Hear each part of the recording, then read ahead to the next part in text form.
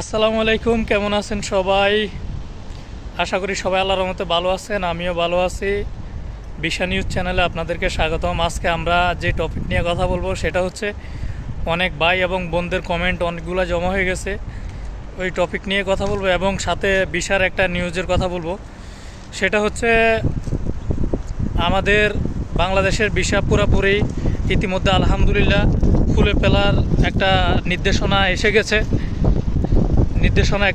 তার আগে আমরা একটা আপডেট দিতেছি দূতাবাস সম্পর্কে। সেটা হচ্ছে যারা আপনার পাসপোর্ট করতে দিয়েছেন এবং নর্মাল পাসপোর্ট করতে দিয়েছেন, আপনাদের পাসপোর্টগুলো তৈরি হয়ে গেছে, দূতাবাসে জমা হয়ে গেছে। আপনারা পাসপোর্টগুলো অতি তাড়াতাড়ি সংগ্রহ করে নেন এবং পাসপোর্ট সংগ্রহ করার সময় হচ্ছে 1টা থেকে 3টা 30 মিনিট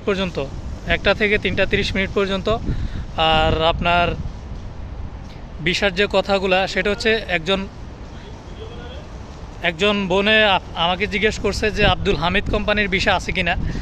তো আমি আপনাকে বলবো আব্দুল হামিদ কোম্পানির ভিসা অবশ্যই আছে, তবে আমার কাছে নাই। আপনার যদি কোনো পরিচিত লোক থাকে তাদের সাথে যোগাযোগ করতে পারেন। আমি সবসময় ভিসার নিউজ দিয়ে থাকি, তার মানে এটা না যে আমার কাছে ভিসা থাকে সব সময়। আমার কাছে যখন আসে তখন আমি নিজে জানিয়ে দিব ইনশাআল্লাহ। আর দ্বিতীয়ত হচ্ছে একটা ভাই বলতেছে, ভাই আপনার ক্লিনার ভিসায় বেতন কত?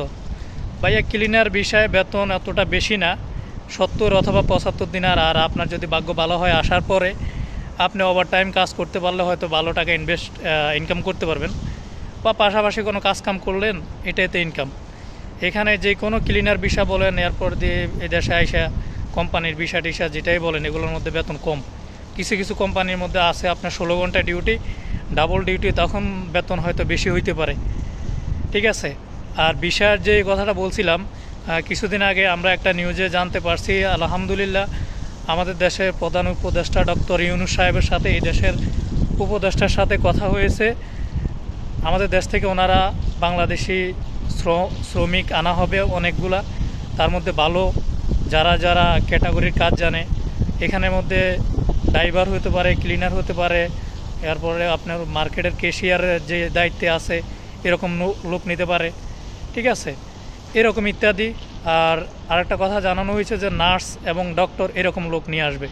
তো আপনারা যারা যারা আগ্রহী আছেন ইনশাআল্লাহ চ্যানেলের সাথে থাকেন, এবং কি আমরা যখনই বলবো ভিসা কোথায় পাওয়া যাইতেছে বা কোন অফিসের মাধ্যমে ভিসা দিতেছে, তাহলে আপনারা ওই অফিসের মাধ্যমে যোগাযোগ করলে ইনশাআল্লাহ আসতে পারবেন এবং পুরোপুরি বুঝতে পারবেন। যারা আমাদের চ্যানেলে নতুন, চ্যানেলটি সাবস্ক্রাইব করে রাখবেন, এবং যারা পূর্বে সাবস্ক্রাইব করেছেন তাদেরকে অসংখ্য ধন্যবাদ। পাশে থাকবেন। ধন্যবাদ। সালামু আলাইকুম।